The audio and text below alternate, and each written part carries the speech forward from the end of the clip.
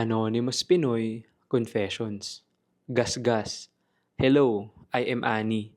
30 na ako ngayon, and last month, umattend ako ng highly anticipated high school reunion ng batch namin. Hindi ko nasasabihin kung anong school at ayoko nang makilala pa ako lalo dahil kilala na ako sa school hindi dahil Miss Popular kundi bilang si Gasgas. Pagdating ko sa reunion, malayo pa lang yung mga kaklase ko kumakaway na at malayo pa lang naririnig ko na yung hiyaw nila. Uy, si Gasgas yun, di ba?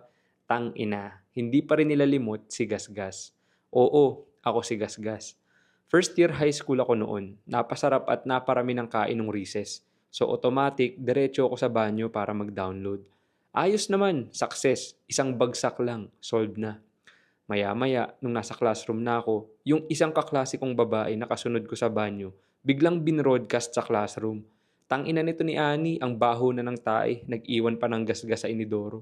Siyempre, biglang sigawan at hiyawan sa kakatawa yung mga mokong kong kaklase. Nagtaka ako, hindi ko gets anong gasgas sa inidoro yung tinutukoy ng kaklase ko. Anong gasgas pinagsasasabi mo? Sagot ko.